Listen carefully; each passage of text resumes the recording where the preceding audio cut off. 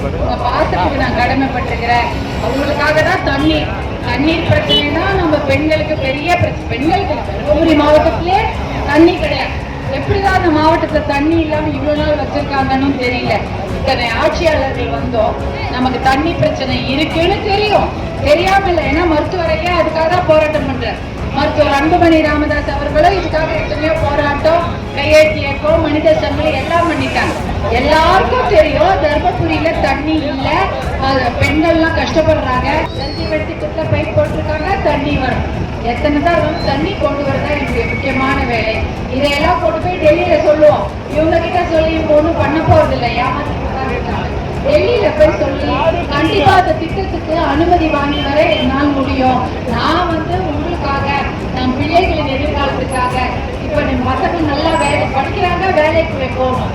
அந்த விஷயத்துக்காக நான் கண்டிப்பா போராடுவேன், செயல்படுவேன், 100% உழைப்பேன். நல்ல வாழ்க்கை தான் எனக்கு முக்கியம். அதற்காக தான் நான் மாவட்டத்திற்கு போட்டி போடுறேன். டெல்லியிலே போய் தண்ணி வாங்கி வரலாமா? இவங்க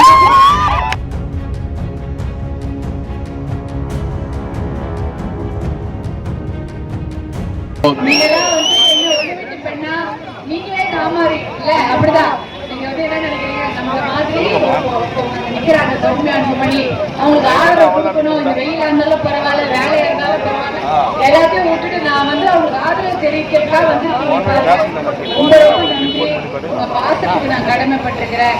அவங்களுக்காக தான் தண்ணீர் பிரச்சனை தான் நம்ம பெண்களுக்கு பெரிய பிரச்சனை. பெண்களுக்கு தருமபுரி மாவட்டத்திலே தண்ணி கிடையாது. எப்படிதான் அந்த மாவட்டத்துல தண்ணி இல்லாம இவ்வளவு நாள் வச்சிருக்காங்கன்னு தெரியல. இத்தனை ஆட்சியாளர்கள் வந்தோம், நமக்கு தண்ணி பிரச்சனை இருக்குன்னு தெரியும், தெரியாம இல்லை. ஏன்னா மருத்துவரையே அதுக்காக தான் போராட்டம் பண்றாரு. மருத்துவர் அன்புமணி ராமதாஸ் அவர்களும் இதுக்காக எத்தனையோ போராட்டம், கையெழுத்து இயக்கம், மனித சங்கிலி எல்லாம் பண்ணிட்டாங்க. எல்லாருக்கும் தெரியும் தர்மபுரியில தண்ணி இல்ல, பெண்கள்லாம் கஷ்டப்படுறாங்க. கண்டிப்பா இந்த பிரச்சனைக்கு தீர்வு காண முடியும்.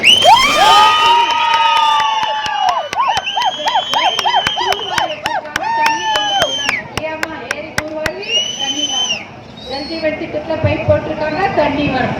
எத்தனை தான் தண்ணி கொண்டு வரதா என்னுடைய முக்கியமான வேலை. இதையெல்லாம் கொண்டு போய் டெல்லியில சொல்லுவோம். இவங்க கிட்ட சொல்லி இவங்க ஒண்ணும் பண்ண போறது இல்லை, ஏமாத்திட்டு இருக்காங்க.